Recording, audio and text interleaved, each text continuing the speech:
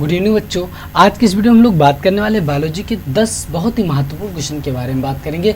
Top 10 question के बारे में बात करेंगे।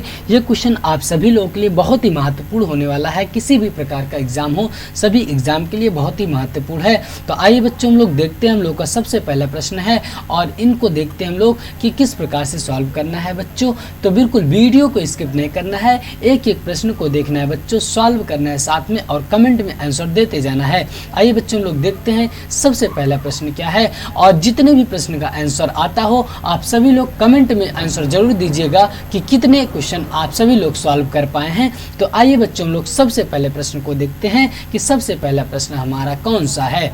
तो हमारा सबसे पहला प्रश्न है बच्चों कि निम्न में से किसे कोशिका का शक्ति गृह कहा जाता है। तो यहाँ पर बात क्या किया जा रहा है बच्चों की जो कोशिका होती है, कोशिका का शक्ति गृह किसे कहा जाता है। तो बात कर लिया जाए बच्चों कि जो माइटोकॉन्ड्रिया होती है, माइटोकॉन्ड्रिया को जो है कोशिका का शक्ति गृह कहा जाता है। तो आइए बच्चों, हम लोग अगले प्रश्न की ओर चलते हैं। देखते हैं हम लोगों का अगला प्रश्न क्या है। अगला प्रश्न है हम लोगों का निम्न में से कौन सा एंजाइम लार में पाया जाता है। तो यहाँ पर बात किया जा रहा है बच्चों कि कौन सा एंजाइम जो होता है जो लार में पाया जाता है। तो लार में पाया जाता है बच्चों कौन सा एंजाइम, टाइलिन एंजाइम पाया जाता है। चलिए बच्चों, हम लोग अगले प्रश्न की ओर चलते हैं। अगला प्रश्न देखते हैं हम लोग का कि अगला प्रश्न कौन सा है। तो अगला प्रश्न हम लोग का बच्चों एक स्वस्थ मनुष्य का रक्तचाप होता है। तो बात क्या किया जा रहा है बच्चों कि जो स्वस्थ मनुष्य होगा उसका रक्तचाप क्या होता है। तो बात किया जा रहा है बच्चों कि जो स्वस्थ मनुष्य होता है उसका जो रक्तचाप होता है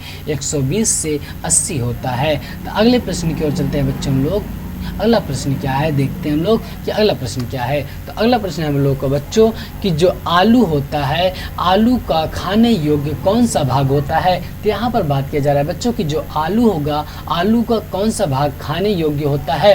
तो बात कर लिया जाए बच्चों कि जो आलू होता है उसका जो तना होता है, तना ही खाने योग्य भाग होता है। चलिए हम लोग अगले प्रश्न की ओर चलते हैं। अगला प्रश्न देखते हैं हम लोग का कि अगला प्रश्न कौन सा है। तो हम लोग का अगला प्रश्न है बच्चों कि जैव प्रक्रम के अंतर्गत कौन आता है। तो बात किया जा रहा है बच्चों कि यहाँ जैव प्रक्रम क्या होता है। सबसे पहले बात कर लेते हैं कि जैव प्रक्रम क्या होता है। जैव प्रक्रम का मतलब होता है कि जीव के जिंदा रहने के लिए, क्या करने के लिए बच्चों, जिंदा रहने के लिए जो भी आवश्यक होगा उसी को हम लोग क्या बोलते हैं बच्चों, आवश्यक होगा उसी को हम लोग क्या बोलते हैं बच्चों, उसको हम लोग क्या बोलेंगे, जैव प्रक्रम बोलेंगे।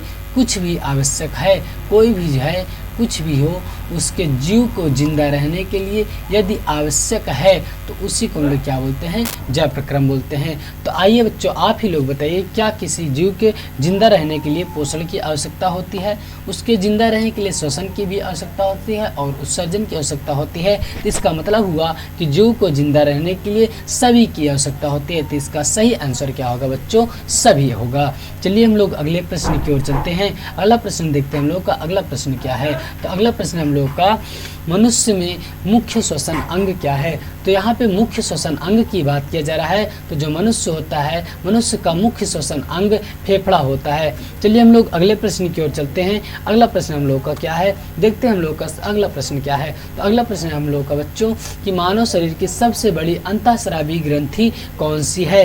तो बात किया जा रहा है बच्चों कि जो अंतःस्रावी ग्रंथि होती है, कौन सी सबसे बड़ी अंतःस्रावी ग्रंथि पाई जाती है मानव शरीर में।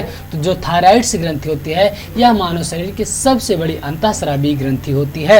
चलिए हम लोग अगले प्रश्न की ओर चलते हैं। अगला प्रश्न है बच्चों लोग का इन्फ्लुएंजा रोग किसके कारण होता है। तो यहाँ पे बात किया जा रहा है कि जो इन्फ्लुएंजा रोग होता है वह किसके कारण होता है। तो जो इन्फ्लुएंजा होता है बच्चों, यह एक प्रकार का वायरस जनित रोग होता है। चलिए हम लोग अगले प्रश्न की ओर चलते हैं। अगला प्रश्न देखते हैं हम लोग का कि अगला प्रश्न कौन सा है। तो अगला प्रश्न हम लोग का बच्चों कौन सा विटामिन रक्त का थक्का बनाने में मदद करता है। तो बात किया जा रहा है बच्चों कि कौन से विटामिन जो है जो रक्त को थक्का बनाते हैं। तो जो विटामिन के होता है यह रक्त को थक्का बनाने में सहायता प्रदान करता है। चलिए अंतिम, बिल्कुल अंतिम प्रश्न है। इसका आंसर जो है आप सभी बच्चों को कमेंट बॉक्स में आंसर देना होगा कि इसका सही ऑप्शन क्या है। तो आंसर है, क्वेश्चन है बच्चों आप सभी लोगों के लिए, निम्न में से कौन सा रोग आयोडीन की कमी से होता है। तो इसका सही आंसर आप सभी लोगों को कमेंट करके बताना है कि इसका सही सही आंसर क्या होगा। तो मिलते हैं इसी प्रकार से बच्चों अगले वीडियो के साथ। तो वीडियो अच्छी लगी हो तो बच्चों वीडियो को लाइक करिए और चैनल को सब्सक्राइब करिए और साथ ही दोस्तों के साथ शेयर करिए। मिलते हैं इसी प्रकार से बच्चों अगले वीडियो के साथ।